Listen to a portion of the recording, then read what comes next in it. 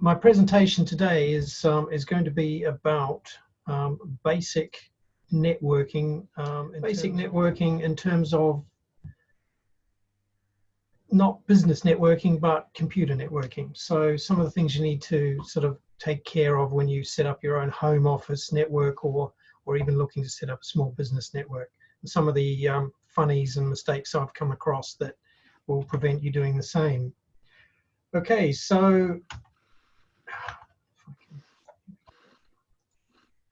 yes, right, we're away. Okay, so basic computer networking for home and business. You can all see that? Yeah.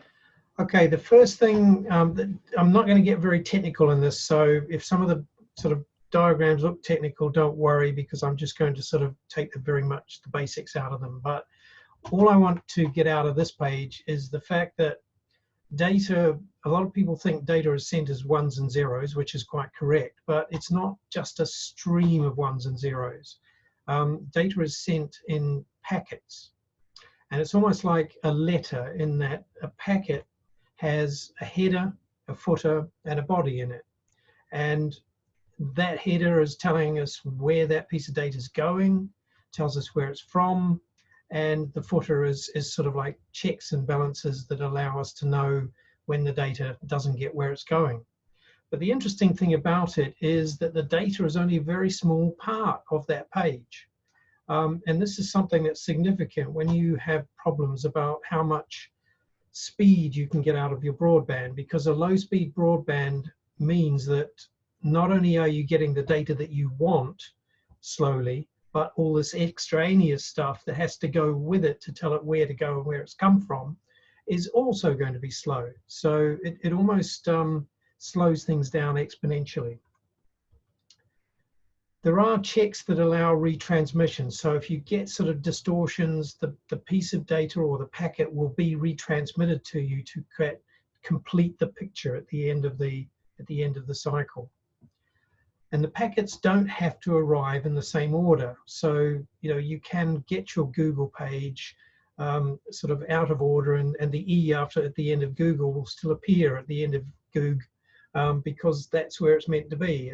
Things will sort themselves out. The only thing where that doesn't apply is where you've got voice and video like we're doing now. Those have to be real time.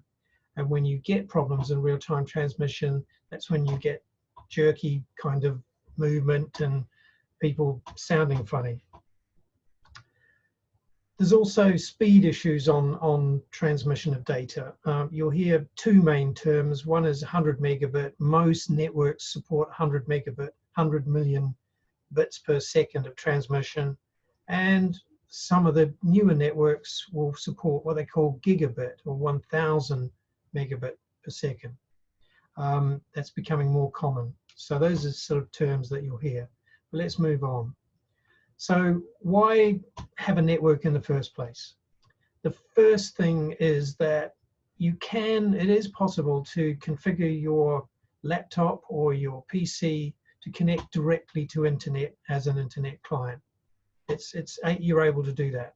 But if you do that, nobody else in your house can do it. Nobody else can connect to it. And the other thing is that if you do that, then you can't well, there's other things that come in. I'll move on in this one. So the first thing is that it allows you to share that internet connection through a router. It also allows you to share devices. So if you've got things like printers on your network, Wi-Fi, and all that sort of stuff, then other people can use those facilities to also get access to internet. But there's a basic sort of protection involved in having a router as well. And that is that your network address on the outside world, or your postcode on the internet, is different than your postcode on your local network. And there's a translation that occurs between those. And that translation means that people on the outside can't automatically just see what's going on your computer.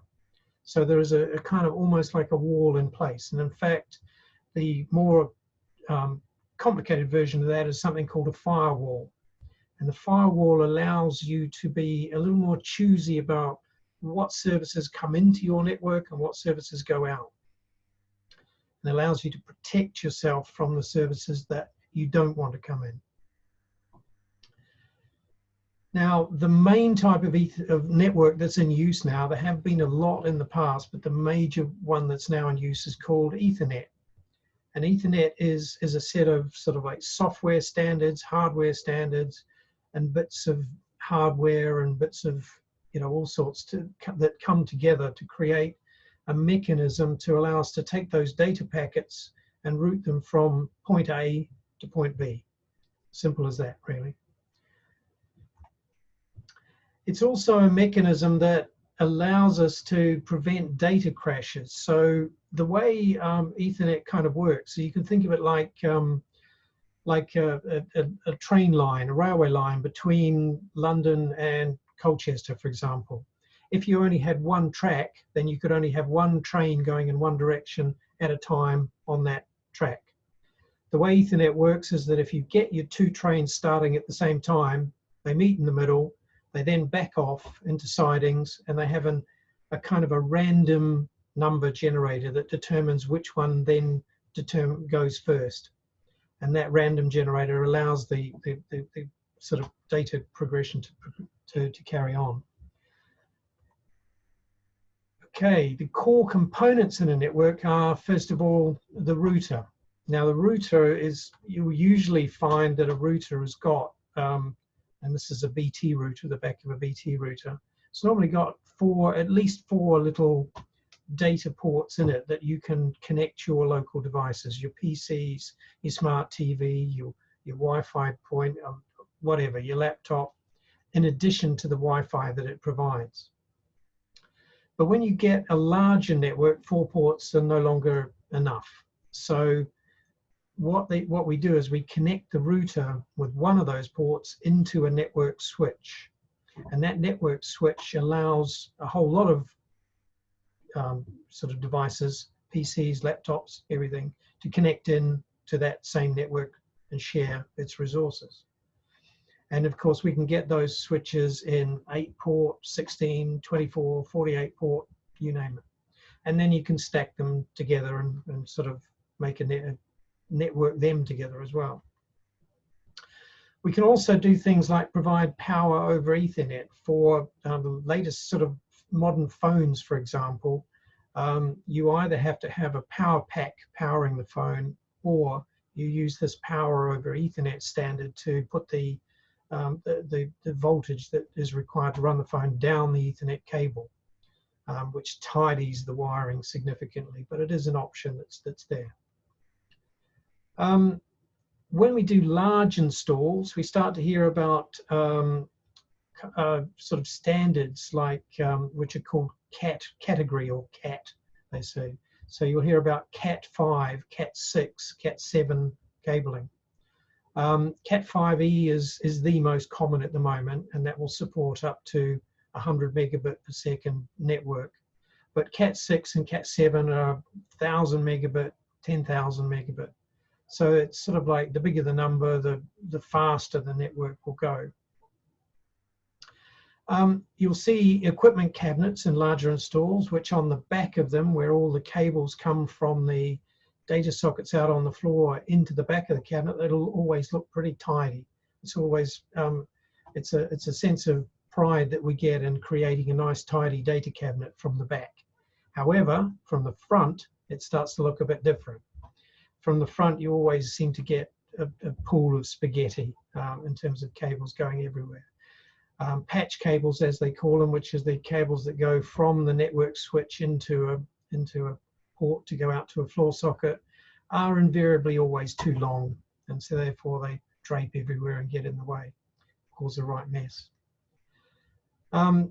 Central network switches, you might have one switch, but in larger organizations you'll have multiple switches, so those will build up. And these patch panels, you'll see them everywhere as well. Now, a little hint for you on this one. A lot of people often ask me about patch panels or ask me about how to move, say, a computer from one desk to another. And for me, it's very simple, but it's not a secret that we have in IT. We share it as much as we're asked. But if you have a wall socket, like that white plate you see to the right of the patch panel, it will have a little number on it. Like, for example, if that has the number 22 on it, you'll see that your patch panel has also got a port number 22. Now, the way this is set up is that, surprisingly enough, port 22 will be wired to socket number 22 on the wall. Simple as that. So if you want to put a computer into socket number 22 on the wall, then you need to have a patch cable back in the cabinet that goes from patch port 22 into one of the network switch ports that's free. And that connects that device into the network. Simple as that. But that seems to have a lot of people foxed. Some do's and don'ts. I'm going to go through some don'ts that have come from experience on working on networks. Don't terminate your own network cables unless you know what you're doing. Network cables have 4 pairs of wires in them, and I have seen some situations where people have just put these pairs in with the colors next to each other. So the greens followed by the browns, followed by the orange, followed by the blue, on the theory that as long as it's the same both ends, that's fine. But that's actually not the case, because there is a standard, or the standard that works, that says that the center pair is surrounded by the next pair. It's not a pair, pair, pair, pair. It's a kind of a funny standard. If you get that wrong, it means that, first of all, any electrical noise gets injected into the cable and doesn't get suppressed, and that causes errors in the data transmission, causes it to be slow. The second thing is that sometimes it just won't work at all, especially on faster switches, on gigabit switches. Another don't, and we see this quite often, is that people try and repair cables that have fallen off a wall socket using a pair of scissors, a screwdriver, whatever, to push the wires back into the actual terminal. Now, the terminal works on the principle, it's got a sort of pair of metal sort of knives, if you like, that you force the wire down between. When you do that, these knives push the insulation away on the wire and make almost like a weld between the copper wire and the metal of these terminals, and that makes your connection. Now, if you try and do that with a screwdriver, you just push the terminals apart, and excuse me, they stay apart, and the connection is ruined. So don't push wires into a terminal with anything other than a proper punch-down tool.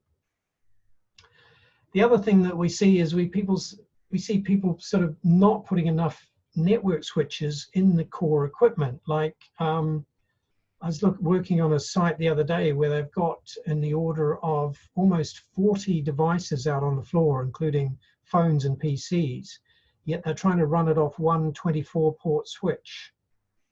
And they're doing it by cascading the connections through the phones to each PC, and also putting small 8-port switches out on the floor, rather than using core switches, which all sort of work out of the core equipment. And another thing about structured cabling, if you're setting up a new office especially, is you're always going to need more cable points than you ever think you will. Simple as that. So don't skimp on getting extra cable points pointed in when you do the original job. Another network don't is, and we see this often with people who do have this situation where they've started off with a very small switch in a cupboard. They've then said, oh, I'm going to sort of expand, so I'll just put another switch with this one. And then they have another switch out on the floor, and they chain them together from point to point, like I've shown in this diagram.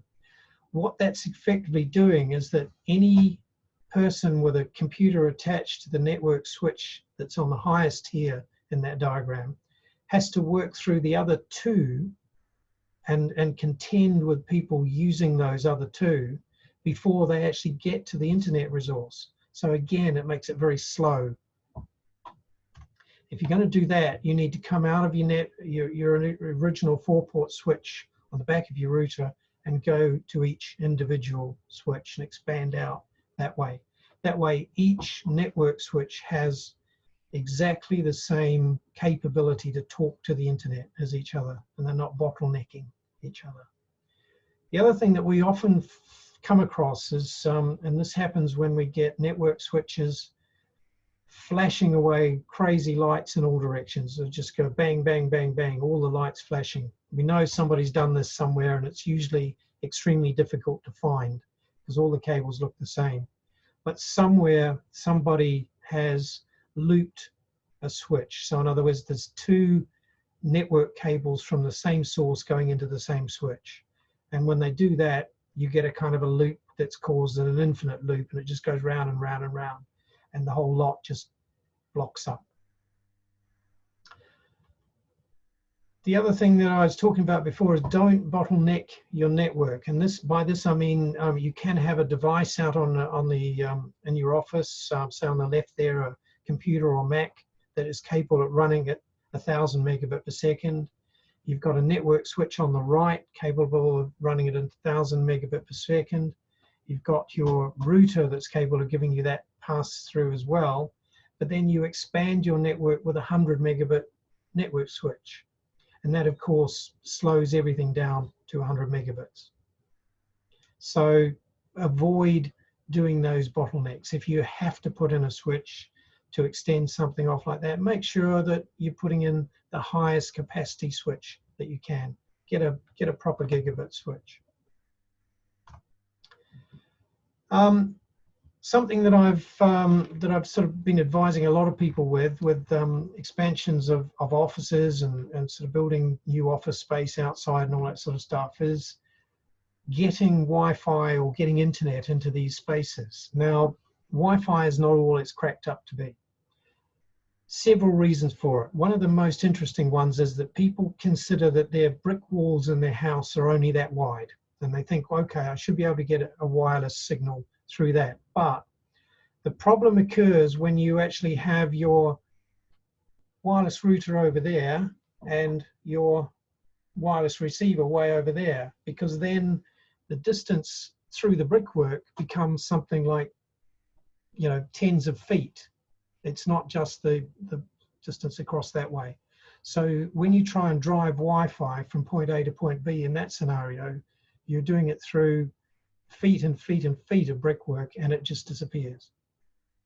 The other thing that happens is that a lot of people try to extend Wi-Fi into new build offices that have got foil-lined building material, like the Celotex building material that they put in walls for insulation. So that foil lining will block Wi-Fi like crazy. So forget it. The other thing that happens, especially in older buildings, is fireplaces. Now, fireplaces typically take up center of a house, and in an old building, they are a very, very big part of the construction. And even if you've had a new chimney liner put in up the chimney, you'll have the old chimney with carbon impregnated into the bricks. And that carbon will actually screen the Wi-Fi from anything. Like if you're the other side of the chimney unit with your laptop and the Wi-Fi is on the other side of it, then forget it. You won't see it. So in a lot of cases, Wi-Fi should really be considered as a in the room sort of thing. If you're looking to work to another room, then you may get there, but it's not going to be very reliable. So what I suggest, and this is something I suggested to Brad and also to Ian, is to extend your network using your mains power cabling. There's a kind of unit called a power line connector. This is a starter kit shown here, a small unit and a larger unit. The smaller unit you plug in to the power connection near your router and just connect a Cat5 cable into that socket in its base and connect that to one of the ports on your router. And then at the other end, you take the bigger one into the room where you're working and you just plug that into your mains power socket. Now it acts straight away as a Wi-Fi hot point. It will broadcast a Wi-Fi that you can connect your mobile phone to, your laptop to, and away you go. or it has 2 ports in the base that you can plug Cat5 cables in. So if you've got a PC, you can plug it in and hardwire it. If you've got a smart TV, plug it in and hardwire it. I always recommend hardwiring. Any situation is better than Wi-Fi. So that's something that is very cost effective to do, very simple, very quick. And so far, it's worked all right for Ian till he complained this today, because as we joined, he said these broadbands are going funny, but no, hopefully it's not the power line connectors. So that's pretty much my presentation. So that's where I'm going to stop, and hopefully that wasn't too technical and gave you some sort of ideas about what we have to look at when we do an installation for a customer, or what you would have to look at if you were considering setting up some kind of network for your home office. So Mark, well, as you know, I work in the sauna out in the garden, and our router is right at the front of the house, which is about probably 50 feet away. The router is a dual channel router, so it's got 2G and 5G coming out of it wirelessly. Obviously, the power line is plugged into the back of it. Is there a way, because as I understand it, the 5G signal is faster than the 2G signal. Is there a way to get the 5G signal via a power line or whatever from in there to out here? The answer to that question is yes. There are various different types of power line, if you like, that work at different speeds. The power line, they don't actually use the same 5G or whatever. What that means is 2.4 gigahertz and 5.0 gigahertz. They don't actually use those out of the power line, but the power line will actually sort of works, I think 300 megabit is their max, because what you got to remember is that you're transmitting through a wire that is not a twisted pair. So the way that you reduce electrical noise in a wire is you twist the pairs so that effectively the induction of noise is the same in both wires if the pairs are twisted. Whereas if you have flat wires that lay alongside each other and you get induction of noise from sort of electric motors, fridge, you name it, it will induce in one wire more than it induces in another, and therefore you get an imbalance and you get a subsequent signal induced in it. Now, so therefore sending the data through your power service is never ever going to be as efficient as putting it through Cat5 or Cat6 twisted pair cable. So you are going to be sort of hit with that kind of limitation for a start. But the thing about 2.4G or 5G is that if you're working close up, you're always going to be connecting into it faster than your broadband service works anyway. Because at the end of the day, I think on your connection to county broadband, you should be getting something like about 20 megabit. Is that right? The 5G signal's 400. No. But you won't be getting 400 megabit download from county broadband. That's what we're supposed to be getting. That's what a speed test comes up as 400 up and down if we do. Oh, okay. So from county broadband. Yeah. Okay. Right. Okay. But yeah. That obviously doesn't arrive out here. Yeah. No, I see what you mean now. Yeah. I think there are versions of two things. There are versions of power lines that will actually give you 1,000 megabit transfer speeds, right? But they are quite expensive. And the second thing is that if you want to get that speed, then I would use a copper data cable connected into the power line unit that you have out in your office, rather than connecting by Wi-Fi. My PC is connected directly into it. Okay. And a speed test on your PC there right now would show, well, don't do it now because you've got this Zoom in progress, but Normally with no activity shows what? It normally shows about 40-ish. That does seem a bit low. Yeah. Okay. Not sure about that one. I'd actually have to have a look at how it was set up. But yeah. Cool. Okay. I don't have a question, but I'll make a statement. Yeah. Your presentation, your answer to the last question is the reason why I use an IT company to sort all that out. Yeah.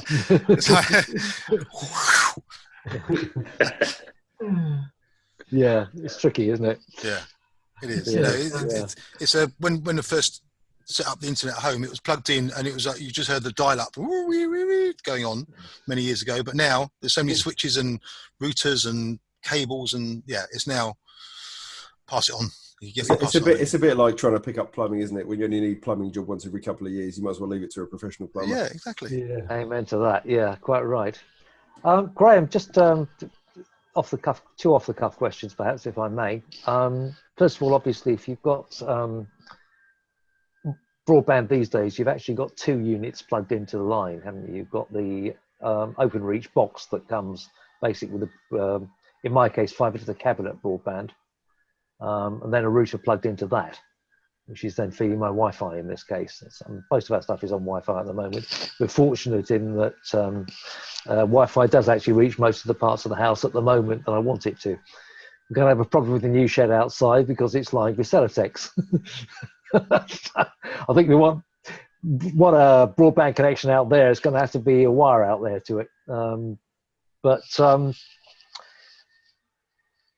Basically, how does that affect the setup you were talking about? I mean, we're talking about basically connecting to the equivalent of the router, if you like, and that connecting then into the OpenReach box, the fibre to the cabinet. How does that work?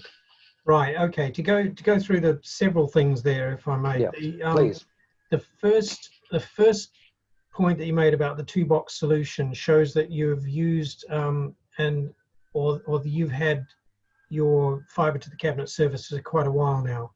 Yeah. Because in most cases you'll now use a single router where a router effectively consists of 2 parts. One part is a modem that interfaces the broadband service, and the other part is something that well, I suppose network switch and network connection. So what was happening in the old routers were that they were not able to connect to the broadband service, the fibre to the cabinet broadband service. So what they would do is they would put a new router in as a separate box, Right. and connect that to an Ethernet port on the router you had. Yeah. And that would then allow that router to be used. Whereas nowadays we'd sort of say, well, actually, no, we're just junking that router. We're using a new model, which is much faster, much more capable, and we're interfacing it directly with one box. That's interesting because in fact, I've literally just switched providers and I've got a brand new router sitting up there. Could I, in theory, then connect that directly to the phone outlet? Yes. And bypass the OpenReach box? Yes, you can. Absolutely. Yeah. All right, it's worth a try then.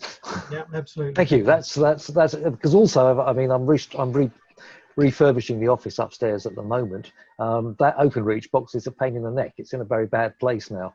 Yeah, yeah. No, it's you'd be better off getting rid of that. It's expensive to run because it's an extra piece of hardware taking power.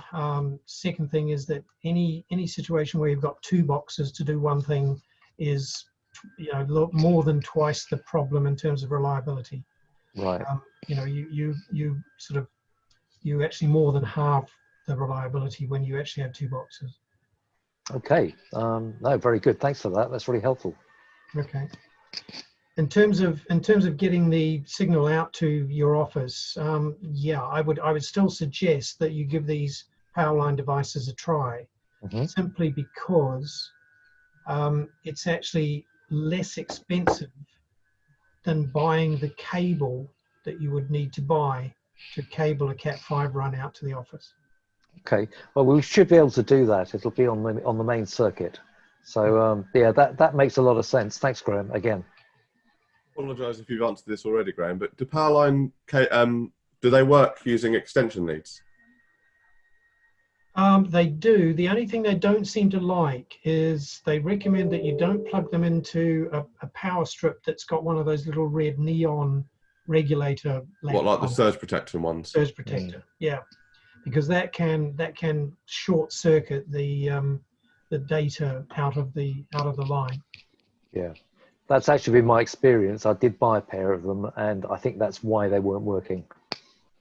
Yeah, we had issues because we've got 3 separate fuse boxes in the house, so I ended up having to do the expensive thing and run an Ethernet cable from one end of the road to the bloody other end of the road just to get my internet in my shed. Fortunately, I had a great big hole.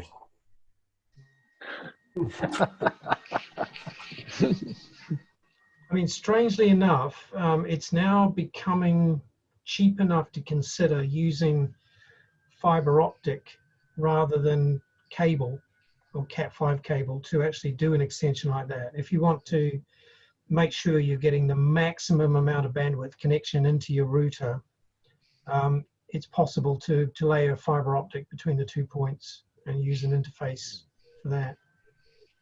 And that way your losses are pretty much zero.